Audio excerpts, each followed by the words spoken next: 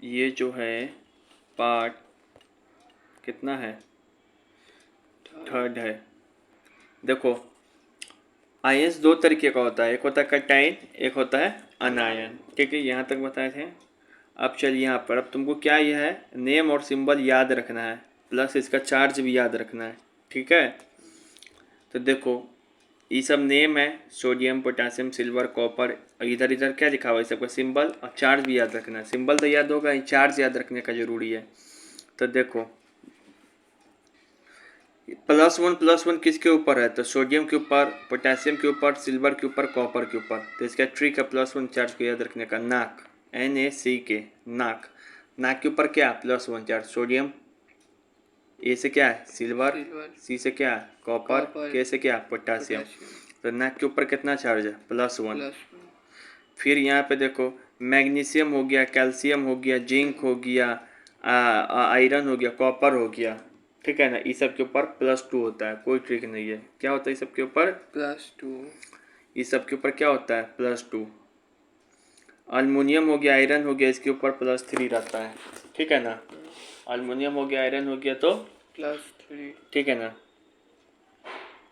फिर से नाइट्राइट के ऊपर -3 होता है, नाइट्राइट के ऊपर -3। ऑक्साइड हो गया, सल्फाइड हो गया, दोनों के ऊपर -2, ऑक्साइड सल्फाइड -2। उसके बाद जो भी हैलोजन होता है, आयोडीन हो गया, हाइड्रोजन हो गया, क्लोरीन ब्रोमीन आयोडीन, ये क्लोरीन ब्रोमीन आयोडीन इस सब को बोलते हैं हैलोजन। तो इसके ऊपर होता है -1। हाइड्रोजन के ऊपर भी +1 होता है जैसे, लेकिन ये हाइड्राइड के ऊपर में होता है -1, क्लोरीन के ऊपर -1, ब्रोमीन आयोडीन के ऊपर -1। फिर यहाँ पे देखो कार्बोनेट, सल्फेट, सल्फाइड इस सब के ऊपर होता है -2। क्या होता है, -2। -2 यहाँ पर भी था, ऑक्सीजन और सल्फाइड पे, ऑक्साइड, ऑक्साइड और सल्फाइड पे। फिर अमोनिया पे होता है +1, NH4 इसका फार्मूला होता है, एलिमेंट है नहीं, अमोनिया कंपाउंड है। हाइड्रोक्साइड में होता है -1, नाइट्रेट में होता है -1। फिर से हाइड्रोजन कार्बोनेट में भी होता है -1। तो ये सब याद रखना होगा, तभी फार्मूला बनाना तुम सीख पाएगा। फिर से रिवीजन करा रहे हैं। नाक, NaCK, nitrogen potassium silver copper के ऊपर होता है +1। फिर से magnesium calcium zinc iron copper के ऊपर होता है +2। फिर से अल्युमिनियम Fe के ऊपर होता है +3। ऑक्साइड और सल्फाइड के ऊपर होता है -2, नाइट्राइट के ऊपर -2। उसके बाद अमोनिया के ऊपर +1, हाइड्रोक्साइड के ऊपर -1, नाइट्रेट के ऊपर -1, हाइड्रोजन कार्बोनेट के ऊपर -1, कार्बोनेट सल्फाइड के ऊपर होता है -2, फास्फोट के ऊपर होता है -3, फास्फोट के ऊपर भी होता है -3। ठीक है, P4 मतलब PO4 मतलब -3। अब इसके बाद यहाँ पे देखो, छोड़ो यहाँ पे देखो, वो तो हो गया। अब मोलर मास कैलकुलेट करना निकाल रहे हैं तुमको। मोलर मास कैसे निकालते हैं, जैसे HCl का निकालना है तो H एक है, हाइड्रोजन का कितना लेते हैं, एक लेते हैं, तो बस इसको रखो प्लस। Cl का कितना हो, वो Cl है तो एक कितना होता है 35.5, 35 भी ले सकते हो, इसका 35 याद रखो। इसे होता है 17, 17 का दुगना कितना होता है 35, तो इसका 35.5 लेते हैं। ठीक है, हो गया, निकल गया। CH4 का कैसे निकालेंगे, तो C कितना है, एक लेते कितना है 12 प्लस H 4 इंटू 1, निकल गया एकदम आराम से। कोई हार्ड वाला लेते हैं इसका H2SO4, तो 2 इंटू 1 प्लस कितना हो जाएगा, 1 इंटू में 32 प्लस 4 इंटू में 16 करेगा 98 आ जाएगा। ये क्या निकाल रहे हैं, मोलर मास। क्या निकाल रहे हैं, मोलर मास या मॉलिक्यूलर वेट, कुछ भी बोल दो। ठीक है, अब इसी तरीके से इसका निकालना तो निकाल देगा, हो गया, सिंपल है, समझ गया ना। अब इसका निकालना है तो कैसे निकालेंगे, CuSO4.5H2O, तो Cu का कितना होता है कॉपर, कॉपर का देखो कितना होगा, याद कर लेना, 1 से 20 तक एलिमेंट उसका दोगुना कर देना शायद।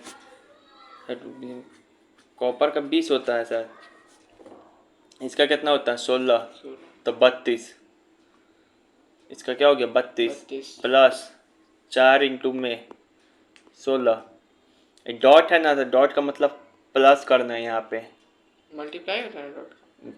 डॉट देखो इसे कहीं पे लिखा रहा है कि इसका निकाल के दिखाइए हमको कि CuSO4.5H2O, तो छोड़ो पहले यहाँ तक जोड़ जोड़ के निकाल देगा। डॉट का मतलब होता है प्लस, 5H2 है ना, तो 5 इंटू H2O का अब अलग से निकाल दो, इसमें करके प्लस करके निकालो, जैसे इसका निकालेगा कितना आएगा 18, प्लस प्लस करके निकाले तो 18 है। डॉट का मतलब ये होता है कि प्लस करना है और आगे, ठीक है।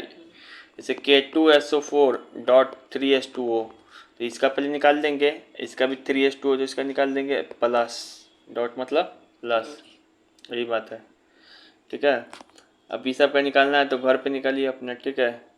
अब यहाँ पर हम लोग सीखेंगे कि केमिकल फार्मूला कैसे बनाते हैं, केमिकल फार्मूला कैसे बनाते हैं, केमिकल कैसे लिखते हैं, जैसे HCl कैसे बना, ठीक है। चलिए, केमिकल फार्मूला बनाने के लिए एटम का वैलेंसी याद रहना ज़रूरी है, चार्ज नहीं। वैलेंसी याद रहना ज़रूरी है, चार्ज नहीं, मतलब प्लस है कि माइनस है वो नहीं, वैलेंसी याद रखना ज़रूरी है, ठीक है। वैलेंसी मतलब बताया जाएगा, जैसे यहाँ पे देखो वैलेंसी बताए ना, ये हो गया वैलेंसी, ये सब 1 है कि 1 है, 2 है 2 है, 3 है 3 है, 4 है 4 है, ठीक है। जैसे कि तुमको हाइड्रोजन क्लोराइड का फार्मूला बनाना है, हाइड्रोजन क्लोराइड तो माइनस पहले देखो ना यहाँ पे हाइड्रोजन को इधर पहले सिंबल लिखते हैं, फिर नीचे वैलेंसी लिखते हैं, तो फिर फार्मूला बनता है। पहले सिंबल लिखेंगे, फिर वैलेंसी लिखेंगे, फिर क्रॉस मल्टीप्लाई करेंगे, पहले सिंबल लिखेंगे, फिर वैलेंसी लिखेंगे, फिर क्रॉस मल्टीप्लाई करेंगे, तो फिर फार्मूला आएगा। हाइड्रोजन क्लोराइड का मतलब पहले हाइड्रोजन लिख दिए, क्लोराइड लिख दिए। हाइड्रोजन के ऊपर कितना वैलेंसी 8 प्लस 1, तब 1 ही लिखेंगे यहाँ पे। क्लोरीन के ऊपर भी 1, क्रॉस मल्टीप्लाई कर दो तो कितना हो जाएगा HCl 2 हो जाएगा। H को 1 से करेंगे तो H ही ना आएगा, Cl को 1 से करेंगे तो Cl ही ना आएगा। और इधर अब हाइड्रोजन सल्फाइड के ऊपर, तो देखो हाइड्रोजन सल्फाइड के ऊपर पहले यहाँ पे लिखेंगे सिंबल, फिर यहाँ पे लिखेंगे वैलेंसी, फिर यहाँ पे हो जाएगा फार्मूला। हाइड्रोजन को हाइड्रोजन लिखेंगे, सल्फाइड को S लिखते हैं। हाइड्रोजन के ऊपर वैलेंसी 1 होता है, सल्फाइड ऑक्साइड के ऊपर वैलेंसी -2, वही तो तो यहाँ पे 2। अब यहाँ पे क्रॉस क्रॉस, तो यहाँ पे लिखा गया क्या H2S। क्यों साइंटिस्ट ऐसा फार्मूला नहीं लिखा HS2 नहीं होता, H2S होता है। ऐसे ही बनाना पूछता है, बनाना आ गया। बोलेगा हाइड्रोजन सल्फाइड का फार्मूला बना के दिखाइए, तो तुम बना के वैसे एग्जामिनर को दिखाओगे। फिर यहाँ पे देखो, यहाँ पे ये बना जाते हैं, पहले फार्मूला ऑफ मैग्नीशियम क्लोराइड, ये बना के दिखाइए। तो देखो तुम क्या लिखोगे, पहले मैग्नीशियम क्लोराइड है, पहले लिखोगे सिंबल, फिर लिखोगे वैलेंसी, फिर लिखोगे फार्मूला। मैग्नीशियम का लिखेंगे Mg, क्लोराइड का लिखेंगे Cl। मैग्नीशियम का क्या होता है +2 होता है, 2 होता है +2, तो 2 लिख दिए। क्लोराइड का 1 होता है +1, तो 1 लिख दिए। क्रॉस मल्टीप्लाई किए तो Mg का होगा 1 से, तो Mg2 क्या हो जाएगा Cl2, तो ये हो गया। क्यों नहीं लिख दिया मैग्नीशियम क्लोराइड को, ऐसे भी तो लिख सकते हैं Mg2Cl, या जैसे H2S लिखे, नहीं ऐसे ही बनता फार्मूला, तभी ऐसा लिखाता है। फार्मूला बनाने आ गया, Cl से मल्टीप्लाई हुआ, Cl लास्ट में लगा इसलिए। हाँ। अब यहाँ पे देखो कि कार्बन टेट्रा क्लोराइड, अब इसका कैसे बनाएंगे। टेट्रा मतलब होता है 4, पतला है ना, तो ये टेट्रा फेट्रा ये सब यहाँ पे लिख दीजिए। नो टेट्रा शब्द से कोई मतलब नहीं, बस क्लोराइड पर ध्यान दे। टेट्रा लिखा रहा है, हेक्सा लिखा रहा है, उससे मतलब नहीं। एलिमेंट को खोजो, क्या लिखेंगे, खोजेंगे एलिमेंट, पहले क्या लिखते हैं सिंबल, एलिमेंट का सिंबल, फिर क्या लिखता है वैलेंसी, उसके बाद क्या लिखते हैं फार्मूला, क्रॉस मल्टीप्लाई। पहला क्या एलिमेंट है, कार्बन लिख दिए। दूसरा क्या है, टेट्रा क्लोराइड, टेट्रा फेट्रा से मतलब नहीं, क्लोराइड लिख दो, Cl लिख दिए। अब यहाँ पे वैलेंसी कितना हो जाएगा, इसका वैलेंसी कितना हो जाएगा बताओ। कार्बन हाइड्रोजन क्या वो होता है वैलेंसी +1, ये कार्बन का कितना होता है, कार्बन का कितना होता है वैलेंसी, कार्बन का वैलेंसी 4 होता है। और दिखाते हैं यहाँ पे दिया है, 4 का तो दिया ही नहीं दिया है 4 का। तो ये हो गया, हम कहाँ पर थे, यहाँ पर थे। तो कार्बन का वैलेंसी 4 होता है, तो सिंबल लिखते हैं, फिर वैलेंस लिखते हैं, फिर फार्मूला लिखते हैं। तो सिंबल में कार्बन, क्लोराइड का Cl, इसका वैलेंसी कितना होता है कार्बन का 4, इसका कितना होता है +1, तो 1। अब क्रॉस मल्टीप्लाई तो क्या होगा, C को 1 से करेंगे तो Cl को 4 को करेंगे तो Cl4, यही हो गया टेट्रा क्लोराइड। समझ में आ गया। तुम बना देगा सोडियम कार्बोनेट, तो कार्बोनेट का बताए ना, कार्बोनेट का 3 होता है, 2- होता है। प्लस माइनस से याद करने भी जरूरी है, लेकिन अभी यहाँ लिखेंगे क्या, सिर्फ 2 भी लिखेगा काम चल जाएगा। Na कार्बोनेट का फॉर्मूला होता है CO3, तो कितना हो जाएगा Na2CO3 हो गया। ये सोडियम तो क्या एलिमेंट है, कार्बोनेट क्या है कंपाउंड है, कंपाउंड है। ठीक है। अब यहाँ पे देखो अल्मुनियम सल्फेट, अमोनियम कंपाउंड है, सल्फेट भी कंपाउंड है। अमोनियम NH4 होता है, सल्फेट SO4 होता है। सल्फेट का कितना होता है 2 माइनस अमोनियम का क्या होता है +1, क्रॉस मल्टीप्लाई करेंगे तो NH4 का होल ट्वाइस SO4। समझ में आ गया? ऐसे कैसे बन रहा है, समझ में आ रहा है?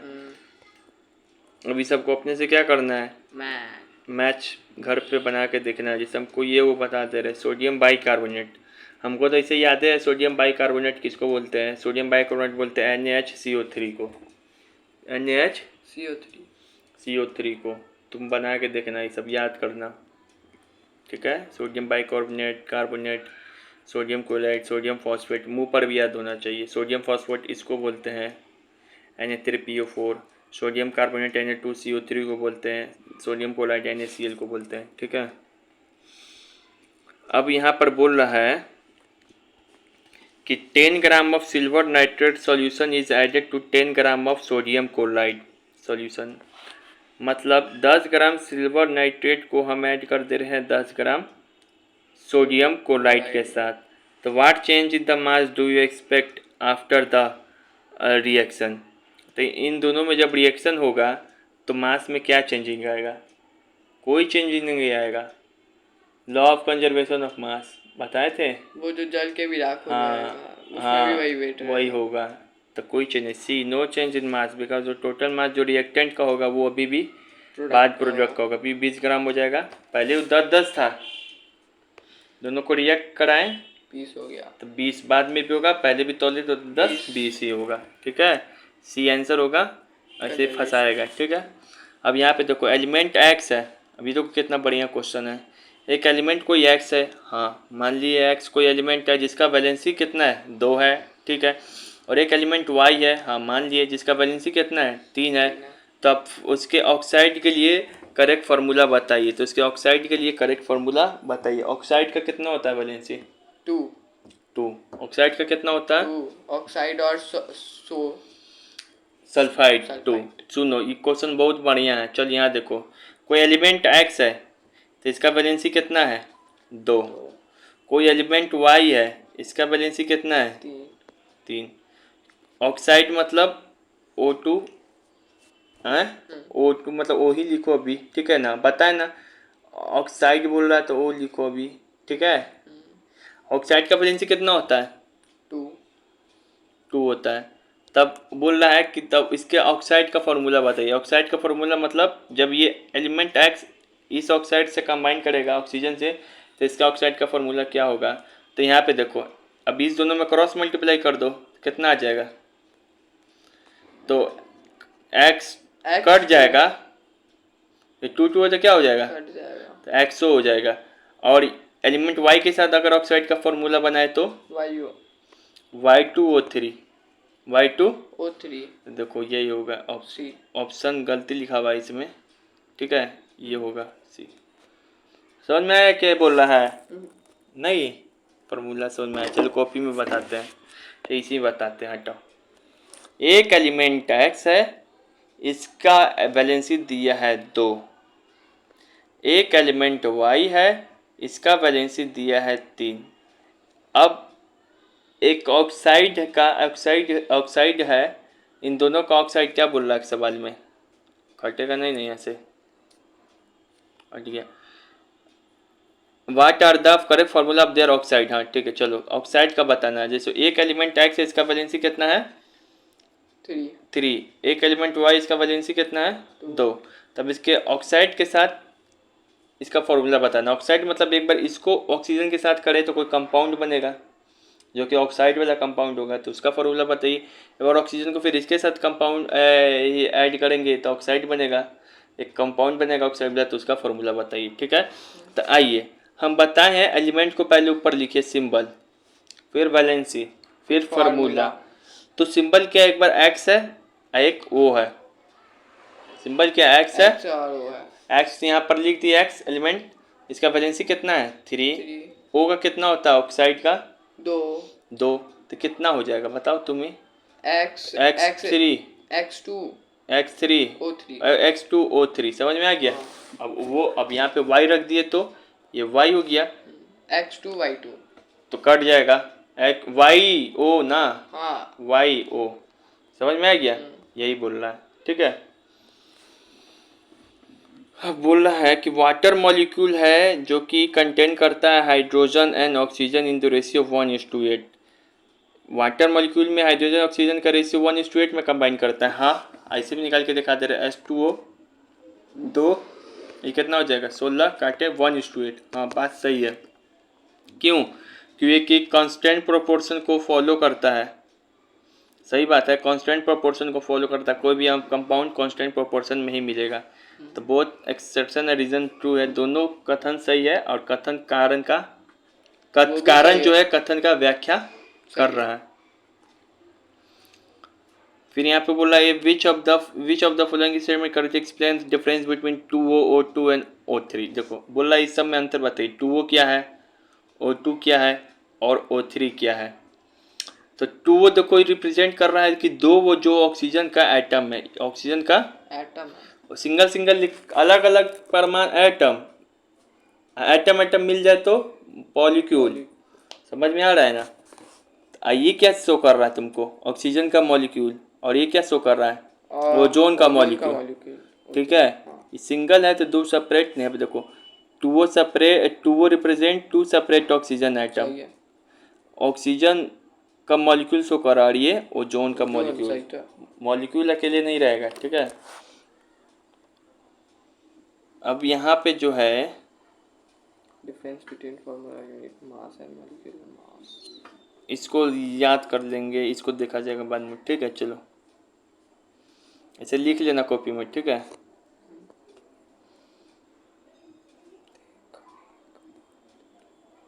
वन MU का वैल्यू कितना होता है, याद कराते हैं। 1 MU होता है 1/12 भाग ऑफ कार्बन, जिसको हम लिख भी सकते हैं 1.6022 इंटू 10 की पावर -24, बताए थे। तो ये हो जाएगा, किस लिए होता है बताए थे, अपने से तराजू में माप लेंगे, एटम को मापने का एक इकाई है। एक मोल में कितना पार्टिकल्स होता है 6.02 10 की पावर 24। लेकिन 1 MU का मान किसके बराबर होता है, तो 1.66। देखो ये दोनों में कन्फ्यूजन होता है बच्चों को। 1 MU बोले तो 1.66 इंटू में 10 की पावर -24, लेकिन 1 मोल पूछे कितना इसमें पार्टिकल्स है, एवोगैड्रो नंबर, तो ये होता है 6.022 इंटू 10 की पावर 24। यहाँ -24 है, यहाँ पे 24 है, यहाँ पे 6.0224 है, यहाँ पे 1.66 है, इंटू में 10 की पावर 24 है, ठीक है। एक मोल में कितना होता है पार्टिकल्स, तो 6.022 इंटू 10 की पावर 24, ठीक है ना।